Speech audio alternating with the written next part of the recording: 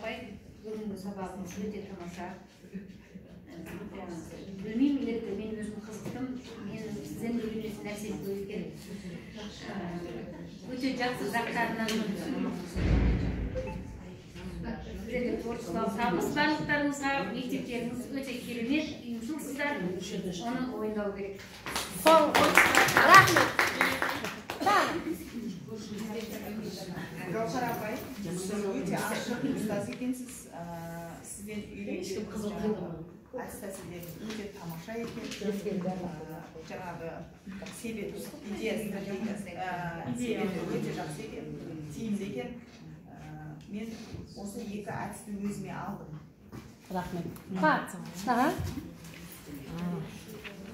Бүгінгі Гаухар апайдың маған өте ұнады. Гаухар апайдың бір ұтымды жері, біз идея алдық, о кісі бізден идея алып қалды. Сол жері ұнады. Маған айтсай, оны ұнамайды. Өзіне алған жерімді айтып жатыр мен. Сол жері ұнады. Заманның ағымынан қалмайтын креативті мұғалім деп айтуға болады. Гаухар апайдың бүгінгі коучинг сабағы өте керемет өтті. Маған пайдаланылған жаңа нелері, әдіс тәсілдері өте керемет жан екен.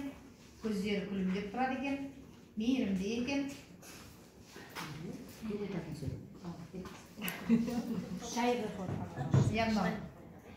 Жаңағы басқа апайларды айтып отыр ғой, көптеген өзімізге алатындарымыз да бар екен, алдық өзімізге. Бірақ жаңағы апай айтқандай, өзімізден де кішкене болса да бөліске кеткенді жөн санады сіздермен де. Сіздерге де тастап кеттік. Рахмет. Сен байрамыздың алды болды ау деймін да. Гаухар апайдың коучинг бөлмесі керемет тамаша. Өзі қандай мейірімді, ұйымшыл апай. Бүгінгі коучингтан апай электронный вариантты WhatsApp-пен бәрі.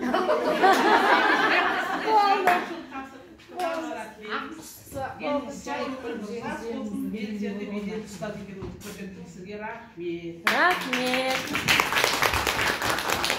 Мен бір қуантып қойдыңыздар, мақтап. 3 күн енді мектепте деп жүреді шығармыз. Мен бір тағын айтып берейін бе деп. Бөлдірме. Оған ұтсақ шыр. Әдетішке қойма. Ал, ондай болса, мен осымен біттік ау. Жақтар адамыз болды ма? Онда сіздерге де үлкен рахмет. Мұғалім, ұстаз дегеніңіз өте көңілді жан ғой. Бірдеңе әзір болса, әрекет алып кете береміз. Бізді соған арнап туған ғой ата-анамыз жаратқан. Не деймін, шаршамаңыздар, жақсы табыстар тілеймін. Сіздердің де осындай коучинг сабақтарыңызға бар.